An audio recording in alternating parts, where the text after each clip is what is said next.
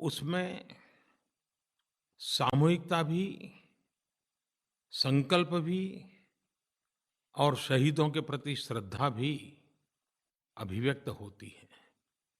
हमारे देश में सेना के प्रति, सुरक्षा बलों के प्रति एक सहज आदर भाव प्रकट होता रहता है। इस गणतंत्र दिवस की पूर्व संध्या पर विभिन्न वीरता पुरस्कारों से जो वीर जवान सम्मानित हुए, उनको, उनके परिवारजनों को मैं बधाई देता हूँ। इन पुरस्कारों में कीर्ति चक्र, शौर्य चक्र, परम विशिष्ट सेवा मेडल, विशिष्ट सेवा मेडल, अनेक श्रेणियां हैं। मैं खास करके नौजवानों से आग्रह करना चाहता हूँ, आप सोशल मीडिया में बहुत एक्टिव हैं। आप एक काम कर सकते हैं, इस बार जिन-जिन वीरों को ये सम्मान मिला है, आप नेट पर खोजिए, उनके संबंध में 2 अच्छे शब्द लिखिए और अपने साथियों में उसको पहुँचाइए। जब उनके साहस की, वीरता की, पराक्रम की बात को गहराई से जानते हैं, तो हमें आश्चर्य भी होता है, गर्व भी होता है, प्रेरणा भी मिलती है। एक तरफ हम सब 26 जनवरी के उमंग और उत्साह की खबरों से आनंदित थे, तो उसी समय कश्मीर में हमारे जो सेना के जवान देश की रक्षा में डटे हुए हैं, वे हिमस्खलन के कारण वीर गति को प्राप्त हुए। मैं इन सभी वीर जवानों को आदरपूर्वक श्रद्धांजलि देता हूँ, नमन करता हूँ। मेरे युवा साथियों, आप तो भलीभांति जानते हैं कि मैं मन की बात लगातार करता रहता हूँ। जनवरी, फरवरी, मार्च, अप्रैल, ये सारे महीने हर परिवार में कसौटी के महीने होते हैं।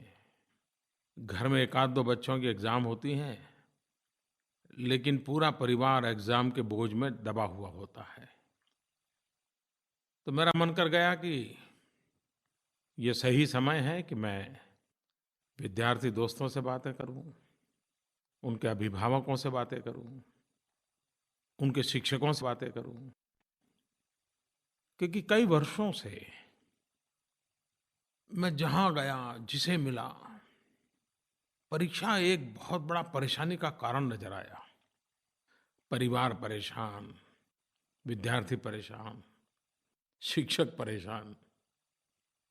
एक बड़ा विचित्र सा मनोवैज्ञानिक वातावरण हर घर में नज़र आता है और मुझे हमेशा ये लगा है कि इसमें से बाहर आना चाहिए। और इसलिए मैं आज युवा साथियों के साथ कुछ विस्तार से बातें करना चाहता हूँ।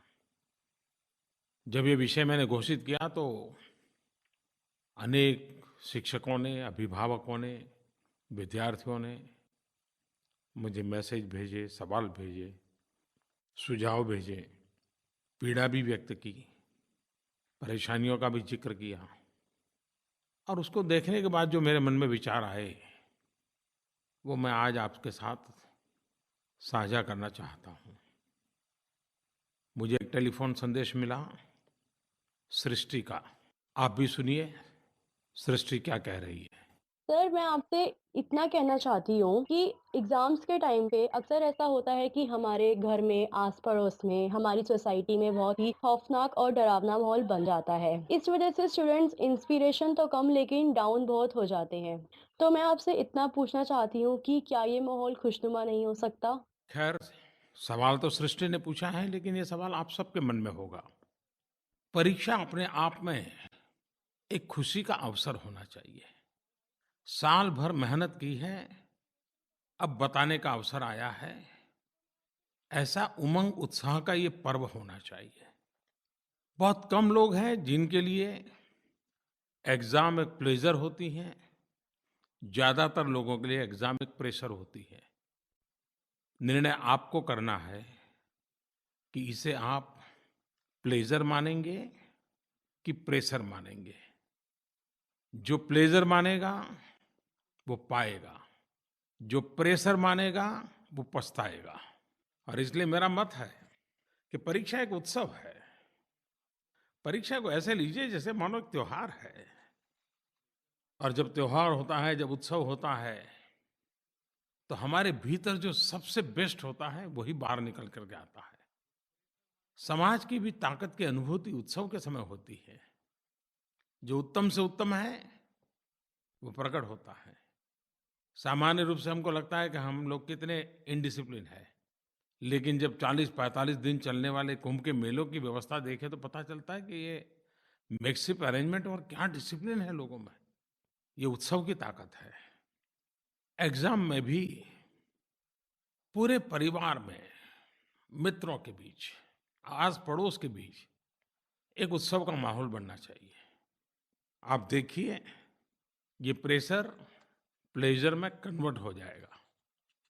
उत्सवपूर्ण वातावरण बोझ मुक्त बना देगा। और मैं इसमें माता-पिता को ज़्यादा आग्रह से कहता हूँ कि आप इन 3-4 महीने एक उत्सव का वातावरण बनाइए। पूरा परिवार एक टीम के रूप में इस उत्सव को सफल करने के लिए अपनी-अपनी भूमिका उत्साह से निभाएँ। देखिए, देखते ही देखते बदलाव आ जाएगा। हकीकत तो ये है कि कन्याकुमारी से कश्मीर तक और कच्छ से लेकर के कामरूप तक, अमरेली से लेकर के अरुणाचल प्रदेश तक, ये 3-4 महीने परीक्षा ही परीक्षाएँ होती हैं। ये हम सब का दायित्व है कि हम हर वर्ष इन 3-4 महीनों को अपने-अपने तरीके से, अपनी-अपनी परंपरा को लेते हुए, अपने-अपने परिवार के वातावरण को लेते हुए उत्सव में परिवर्तित करें। और इसलिए मैं तो आपसे कहूँगा, स्माइल मोर, स्कोर मोर। जितने ज़्यादा खुशी से इस समय को बिताओगे, उतने ही ज़्यादा नंबर पाओगे। करके देखिए। और आपने देखा होगा कि जब आप खुश होते हैं, मुस्कुराते हैं, तो आप रिलैक्स अपने आप को पाते हैं। आप सहज रूप से रिलैक्स हो जाते हैं। और जब आप रिलैक्स होते हैं, तो आपकी वर्षों पुरानी बातें भी सहज रूप से आपको याद आ जाती हैं। 1 साल पहले क्लासरूम में टीचर ने क्या कहा, पूरा दृश्य याद आ जाता है। और आपको ये पता होना चाहिए, मेमोरी को रिकॉल करने का जो पावर है, वो रिलैक्सेशन में सबसे ज़्यादा होता है। अगर आप तनाव में हैं, तो सारे दरवाजे बंद हो जाते हैं।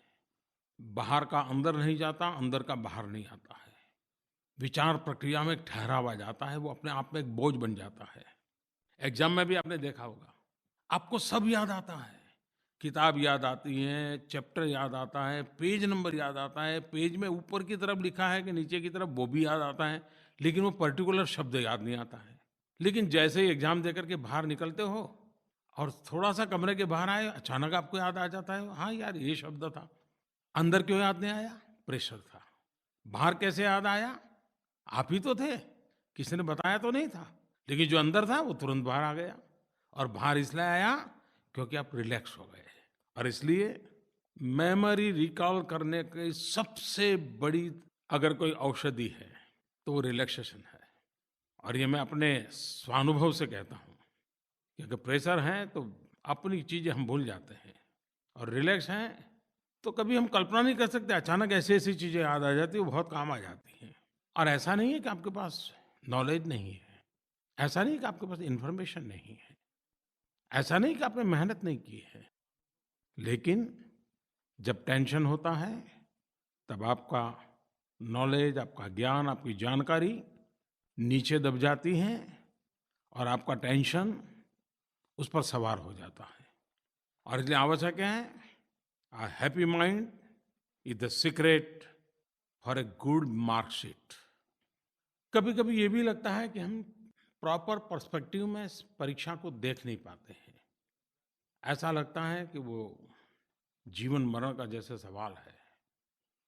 आप जो एग्ज़ाम देने जा रहे हैं, वो साल भर में आपने जो पढ़ाई की है, उसकी एग्ज़ाम है। ये आपके जीवन की कसौटी नहीं है। आपने कैसा जीवन जिया, कैसा जीवन जी रहे हो, कैसा जीवन जीना चाहते हो, उसकी एग्ज़ाम नहीं है। आपके जीवन में क्लासरूम में नोटबुक लेकर के दी गई परीक्षा के सिवाय भी कई कसौटियों से गुजरने के अवसर आए होंगे। और इसलिए परीक्षा को जीवन की सफलता विफलता से कोई लेना देना है, ऐसे बोझ से मुक्त हो जाइए। हमारे सबके सामने हमारे पूर्व राष्ट्रपति डॉक्टर एपीजे अब्दुल कलाम जी का बड़ा प्रेरक उदाहरण है। वे वायुसेना में भर्ती होने गए, फेल हो गए। मान लीजिए उस विफलता के कारण वो अगर मायूस हो जाते, ज़िंदगी से हार जाते, तो क्या भारत को इतना बड़ा वैज्ञानिक मिलता, इतने बड़े राष्ट्रपति मिलते? नहीं मिलते। कोई ऋचा आनंद जी ने मुझे एक सवाल भेजा है। आज के इस दौर में शिक्षा के सामने जो सबसे बड़ी चुनौती देख पाती हूँ, वो यह कि शिक्षा परीक्षा केंद्रित होकर रह गई है। अंक सबसे ज़्यादा महत्वपूर्ण हो गए हैं। इसकी वजह से प्रतिस्पर्धा तो बहुत बढ़ी ही है, साथ में विद्यार्थियों में तनाव भी बहुत बढ़ गया है। तो शिक्षा की इस वर्तमान दिशा और इसके भविष्य को लेकर के आपके विचारों से अवगत होना चाहूँगी। वैसे उन्होंने खुद ने ही जवाब दे ही दिया है, लेकिन ऋचा जी चाहती हैं कि मैं भी इसमें कुछ अपनी बात रखूं। मार्क्स और मार्कशीट इसका एक सीमित उपयोग है। जिंदगी में वही सब कुछ नहीं होता है। जिंदगी तो चलती है कि आपने कितना ज्ञान अर्जित किए हैं। जिंदगी की तो चलती है कि आपने जो जाना है उसको जीने का प्रयास किया है क्या। जिंदगी तो चलती है कि आपको जो एक सेंस ऑफ मिशन मिला है और जो आपका सेंस ऑफ एम्बिशन है, ये आपके मिशन और एम्बिशन के बीच में कोई तालमेल हो रहा है क्या। अगर आप इन चीज़ों में भरोसा करोगे तो मार्क्स पूंछ दबाते हुए आपके पीछे आ जाएंगे। आपको मार्क्स के पीछे भागने की कभी ज़रूरत नहीं पड़ेगी। जीवन में आपको नॉलेज काम आने वाला है, स्किल काम आने वाली है, आत्मविश्वास काम आने वाला है, संकल्प शक्ति काम आने वाली है। आप ही मुझे बताइए, आपके परिवार के कोई डॉक्टर होंगे और परिवार के सब लोग उन्हीं के पास जाते होंगे, फैमिली डॉक्टर होते हैं।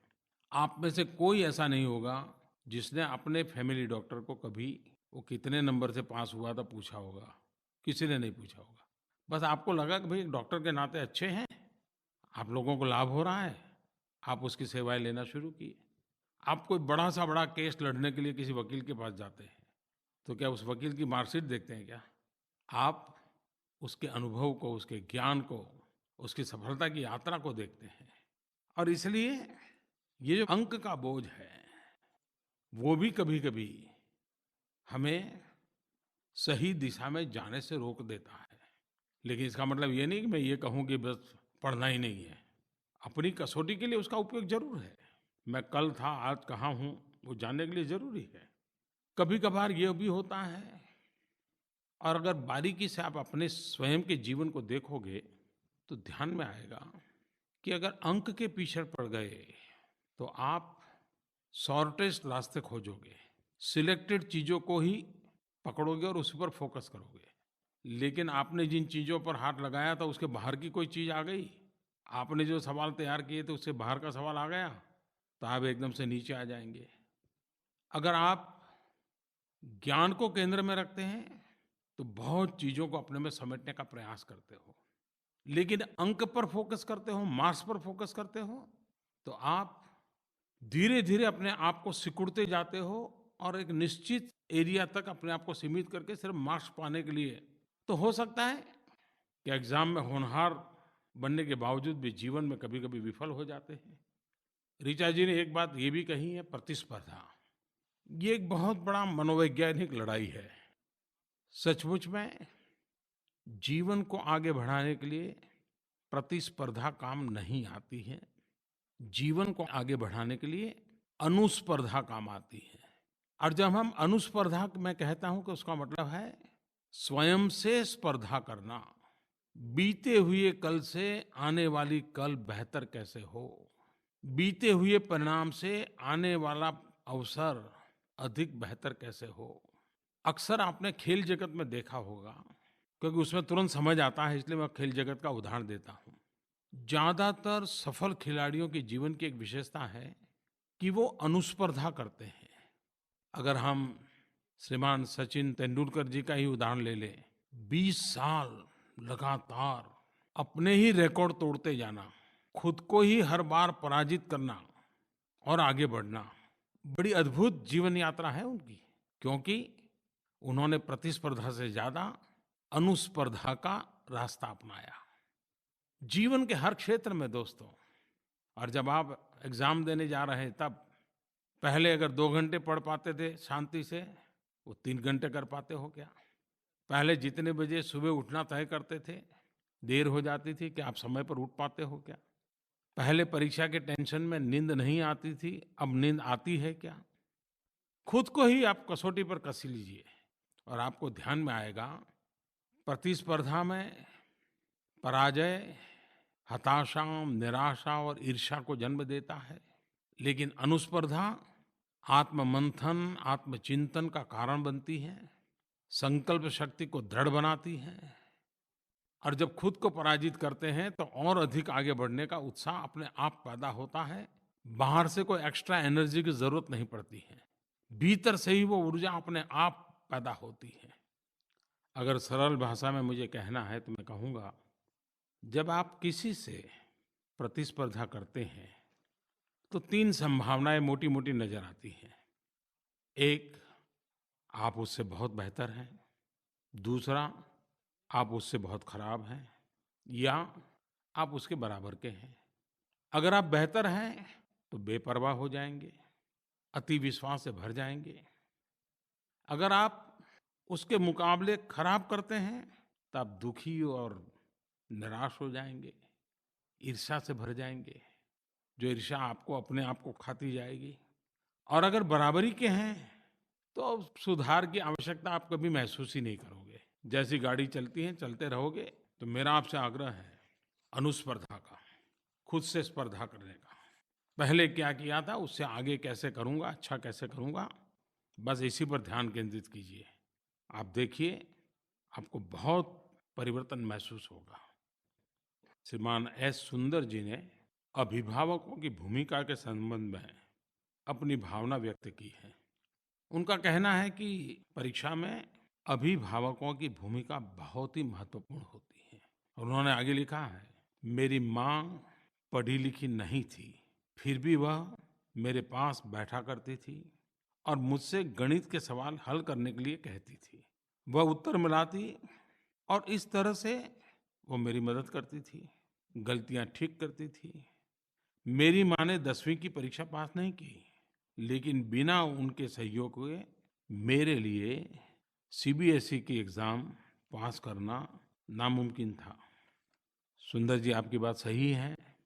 और आज भी देखा होगा आपने, मुझे सवाल पूछने वाले, सुझाव देने वालों में महिलाओं की संख्या ज़्यादा है, क्योंकि घर में बालकों के भविष्य के संबंध में माताएं जो सजग होती हैं, सक्रिय होती हैं, वे बहुत चीज़ें सरल कर देती हैं। मैं अभिभावकों से इतना ही कहना चाहूँगा, 3 बातों पर हम बल दें: स्वीकारना, सिखाना, समय देना। जो है उसे एक्सेप्ट कीजिए। आपके पास जितनी क्षमता है आप मेंटर कीजिए। आप कितने ही व्यस्त क्यों ना हो, समय निकालिए, टाइम दीजिए। एक बार आप एक्सेप्ट करना सीख लेंगे, अधिकतम समस्याएं तो वहीं समाप्त हो जाएगी। हर अभिभावक इस बात को अनुभव करता होगा। अभिभावकों का, टीचरों का एक्सपेक्टेशन समस्या की जड़ में होता है, एक्सेप्टेंस समस्याओं के समाधान का रास्ता खोलता है। अपेक्षाएं राह कठिन कर देती हैं, अवस्था को स्वीकार करना नए रास्ते खोलने का अवसर देती हैं। और इसलिए जो है उसे एक्सेप्ट कीजिए, आप भी बोझ मुक्त हो जाएंगे। हम लोग छोटे बच्चों के स्कूल बैग के वजन की चर्चा करते रहते हैं, लेकिन कभी-कभी तो मुझे लगता है कि अभिभावकों की जो अपेक्षाएं होती, उम्मीदें होती हैं, वो बच्चे के स्कूल बैग से भी ज़रा ज़्यादा भारी हो जाती हैं। बहुत साल पहले की बात है, हमारे एक परिचित व्यक्ति हार्ट अटैक के कारण अस्पताल में थे। तो हमारी भारत की लोकसभा के पहले स्पीकर गणेश दादा मावलंकर, उनके पुत्र पुरुषोत्तम मावलंकर, वो कभी एमपी भी रहे थे, वो उनकी तबीयत देखने आए। मैं उस समय मौजूद था और मैंने देखा कि उन्होंने आकर के उनकी तबीयत के संबंध में एक भी सवाल नहीं पूछा। बैठे और आते ही उन्होंने वहाँ क्या स्थिति है, बीमारी कैसी है, कोई बातें नहीं, चुटकुले सुनाना शुरू कर दिया। और पहली 2-4 मिनट में ही ऐसा माहौल उन्होंने हल्का-फुल्का कर दिया। एक प्रकार से बीमार व्यक्ति को जाकर के जैसे हम बीमारी से डरा देते हैं। अभिभावकों से मैं कहना चाहूँगा कभी-कभी हम भी बच्चों के साथ ऐसा ही करते हैं। क्या आपको कभी लगा कि एग्ज़ाम के दिनों में बच्चों को हँसी-खुशी का भी कोई माहौल दें? आप देखिए वातावरण बदल जाएगा। एक बड़ा कमाल का मुझे फ़ोन कॉल आया है। वे सज्जन अपना नाम बताना नहीं चाहते हैं। फ़ोन सुन कर के आपको पता चलेगा कि वो अपना नाम क्यों नहीं बताना चाहते हैं। नमस्कार प्रधानमंत्री जी, मैं अपना नाम तो नहीं बता सकता क्योंकि मैंने काम ही कुछ ऐसा किया था अपने बचपन में। मैंने बचपन में एक बार नकल करने की कोशिश की थी, उसके लिए मैंने बहुत तैयारी करना शुरू किया कि मैं कैसे नकल कर सकता हूँ, उसके तरीकों को ढूँढने की कोशिश की, जिसकी वजह से मेरा बहुत सारा टाइम बर्बाद हो गया। उस टाइम में मैं पढ़ करके भी उतने ही नंबर ला सकता था जितना मैंने नकल करने के लिए दिमाग लगाने में खर्च किया। और जब मैंने नकल करके पास होने की कोशिश की तो मैं उसमें पकड़ा भी गया और मेरी वजह से मेरे आसपास के कई दोस्तों को काफ़ी परेशानी हुई। आपकी बात सही है। ये जो शॉर्टकट वाले रास्ते होते हैं वो नकल करने के लिए कारण बन जाते हैं। कभी-कभार खुद पर विश्वास नहीं होने के कारण मन करता है कि बगल वाले से कोई ज़रा देख लूँ, कन्फर्म कर लूँ मैंने जो लिखा है सही है कि नहीं है। और कभी-कभी तो हमने सही लिखा होता है लेकिन बगल वाले ने झूठा लिखा होता है तो उसी झूठ को हम कभी स्वीकार कर लेते हैं और हम भी मर जाते हैं। तो नकल कभी फ़ायदा नहीं करती है। To cheat is to be cheap. So please do not cheat. नकल आपको बुरा बनाती है, इसलिए नकल ना करें। आपने कई बार और बार-बार ये सुना होगा कि नकल मत करना, नकल मत करना। मैं भी आपको वही बार दोबारा कह रहा हूँ। नकल को आप हर रूप में देख लीजिए। वो जीवन को विफल बनाने के रास्ते की ओर आपको घसीट के ले जा रही है। और एग्ज़ाम में ही अगर निरीक्षक ने पकड़ लिया, तो आपका तो सब कुछ बर्बाद हो जाएगा। और मान लीजिए किसी ने नहीं पकड़ा, तो जीवन भर आपके मन पर एक बोझ तो रहेगा कि आपने ऐसा किया था। और जब कभी आपको अपने बच्चों को समझाना होगा, तो आप आँख में आँख मिला कर के नहीं समझा पाओगे। और एक बार नकल की आदत लग गई, तो जीवन में कभी कुछ सीखने की इच्छा ही नहीं रहेगी। फिर तो आप कहाँ पहुँच पाओगे? मान लीजिए आप ही अपने रास्तों को गड्ढे में परिवर्तित कर रहे हो। और मैंने तो देखा है कुछ लोग ऐसे होते हैं कि नकल के तौर तरीके ढूँढने में इतनी टैलेंट का उपयोग कर देते हैं, इतना इन्वेस्टमेंट कर देते हैं, अपनी पूरी क्रिएटिविटी जो है, वो नकल करने के तौर तरीकों में खपा देते हैं। अगर वही क्रिएटिविटी, यही टाइम आप अपने एग्ज़ाम के मुद्दों पर देते, तो शायद नकल की ही ज़रूरत नहीं पड़ती। अपनी खुद की मेहनत से जो परिणाम प्राप्त होगा, उससे जो आत्मविश्वास बढ़ेगा, वो अद्भुत होगा। एक फ़ोन कॉल आया है। Namaskar, Pradhan Mantri ji. My name is Monica, and since I'm a class 12 student, I wanted to ask you a couple of questions regarding the board exams. My first question is, what can we do to reduce the stress that builds up during our exams? And my second question is, why are exams all about work and no play? Thank you. अगर परीक्षा के दिनों में मैं आपको खेल-कूद की बात करूँगा, तो आपके टीचर, आपके पेरेंट्स ये मुझ पर गुस्सा करेंगे। वो नाराज़ हो जाएँगे कि ये कैसा प्रधानमंत्री है, बच्चों को एग्ज़ाम के समय में कह रहा है खेलो। क्योंकि आमतौर पर धारणा ऐसी है कि अगर विद्यार्थी खेल-कूद में ध्यान देते हैं, तो शिक्षा से बेध्यान हो जाते हैं। ये मूलभूत धारणा ही गलत है, समस्या की जड़ वही है। सर्वांगीण विकास करना है, तो किताबों के बाहर भी एक ज़िंदगी होती है और वो बहुत बड़ी विशाल होती है। उसको भी जीने का, सीखने का यही समय होता है। कोई ये कहे कि मैं पहले सारी परीक्षाएँ पूर्ण कर लूँ, बाद में खेलूँगा, बाद में ये करूँगा, तो असंभव है। जीवन का यही तो मोल्डिंग का टाइम होता है। इसी को तो परवरिश कहते हैं। दरअसल परीक्षा में मेरी दृष्टि से 3 बातें बहुत ज़रूरी हैं। प्रॉपर रेस्ट, आराम। दूसरा, जितनी आवश्यक है शरीर के लिए उतनी नींद। और तीसरा, दिमागी एक्टिविटी के सिवाय भी शरीर एक बहुत बड़ा हिस्सा है। तो शरीर के बाकी हिस्सों को भी फिजिकल एक्टिविटी मिलनी चाहिए।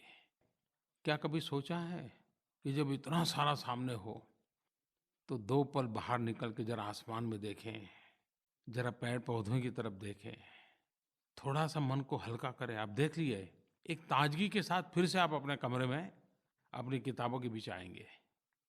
आप जो भी कर रहे हो, थोड़ा ब्रेक लीजिए, उठ कर के बाहर जाइए, किचन में जाइए, अपनी पसंद की कोई चीज़ है ज़रा खोजिए, अपनी पसंद का बिस्किट मिल जाए तो खाइए, थोड़ी हँसी-मज़ाक कर लीजिए। भले 5 मिनट क्यों ना हो, लेकिन आप ब्रेक दीजिए। आपको महसूस होगा कि आपका काम सरल होता जा रहा है। सबको ये पसंद है कि नहीं मुझे मालूम नहीं, लेकिन मेरा तो अनुभव है। ऐसे समय डीप ब्रीथिंग करते हैं तो बहुत फ़ायदा होता है। गहरी साँस, आप देखिए बहुत रिलैक्स हो जाते हो। गहरी साँस भी लेने के लिए कोई कमरे में फिट रहने की ज़रूरत नहीं है। ज़रा खुले आसमान के नीचे आएँ, छत पे चले जाएँ, 5 मिनट गहरी साँस लेकर के फिर अपना पढ़ने के लिए बैठ जाएँ। आप देखिए शरीर एकदम से रिलैक्स हो जाएगा और शरीर का जो रिलैक्सेशन आप अनुभव करते हैं ना, वो दिमागी अंगों का भी उतना ही रिलैक्सेशन कर देता है।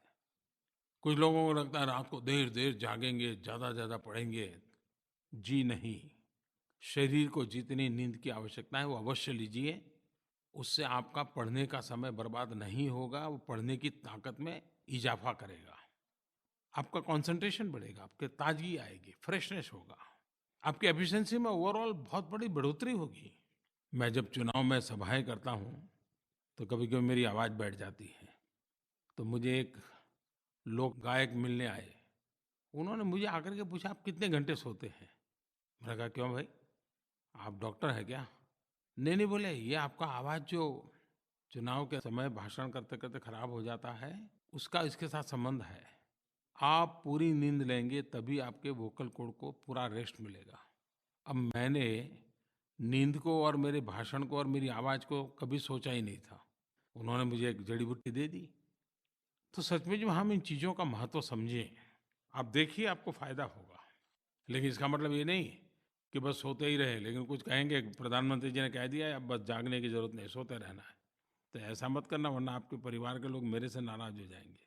और आपके अगर मार्कशीट जिस दिन आएगी तो उनको आप नहीं दिखाई दोगे, मैं ही दिखाई दूँगा। तो ऐसा मत करना। और इसलिए मैं तो कहूँगा, P for prepared and P for play. जो खेले वो खिले। The person who plays shines. मन, बुद्धि, शरीर, उसको सचेत रखने के लिए ये एक बहुत बड़ी औषध है। खैर युवा दोस्तों, आप परीक्षा की तैयारी में हैं और मैं आपको मन की बातों में जकड़ के बैठा हूँ। हो सकता है ये आज की मेरी बातें भी तो आपके लिए रिलैक्सेशन का तो काम करेगी ही करेगी। लेकिन मैं साथ-साथ ये भी कहूँगा, मैंने जो बातें बताई हैं, उसको भी बोझ मत बनने दीजिए। हो सकता है तो करिए, नहीं हो सकता तो मत कीजिए, वरना ये भी एक बोझ बन जाएगा। तो जैसे मैं आपके परिवार के माता-पिता को बोझ न बनने देने की सलाह देता हूँ, वो मुझ पर भी लागू होती है। अपने संकल्प को याद करते हुए, अपने पर विश्वास रखते हुए परीक्षा के लिए जाइए। मेरी बहुत शुभकामनाएँ हैं। हर कसौटी से पार उतरने के लिए कसौटी को उत्सव बना दीजिए। फिर कभी कसौटी कसौटी ही नहीं रहेगी। इस मंत्र को लेकर के आगे बढ़ें। प्यारे देशवासियों, 1 फरवरी 2017 इंडियन कोस्ट गार्ड के 40 वर्ष पूरे हो रहे हैं। इस अवसर पर मैं कोस्ट गार्ड के सभी अधिकारियों एवं जवानों को राष्ट्र के प्रति उनकी सेवा के लिए धन्यवाद देता हूँ।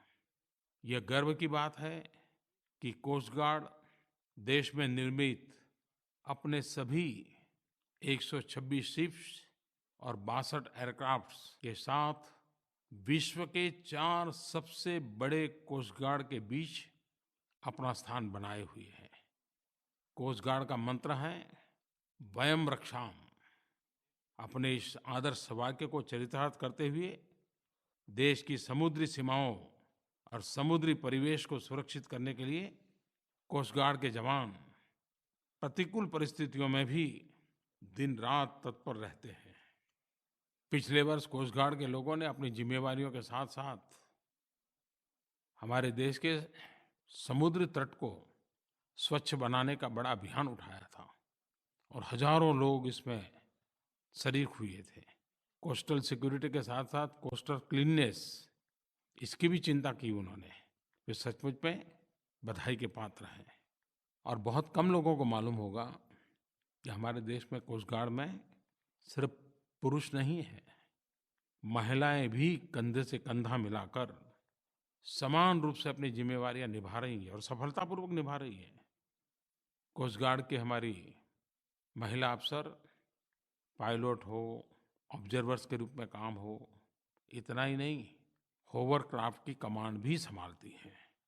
भारत की तटीय सुरक्षा में लगे हुए और सामुद्रिक सुरक्षा एक महत्वपूर्ण विषय आज विश्व का बना हुआ है, तब मैं इंडियन कोस्ट गार्ड की 40वीं वर्षगांठ पर उनको बहुत-बहुत बधाई देता हूँ। 1 फरवरी को वसंत पंचमी का त्योहार है। वसंत ये सर्वश्रेष्ठ ऋतु के रूप में उसको स्वीकृति मिली हुई है। वसंत ये ऋतुओं का राजा है। हमारे देश में वसंत पंचमी सरस्वती पूजा का एक बहुत बड़ा त्योहार होता है। विद्या की आराधना का अवसर माना जाता है।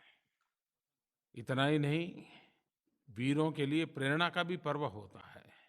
मेरा रंग दे बसंती चोला, ये वही तो प्रेरणा है। इस वसंत पंचमी के पावन त्योहार पर मेरी देशवासियों को बहुत-बहुत शुभकामनाएं हैं।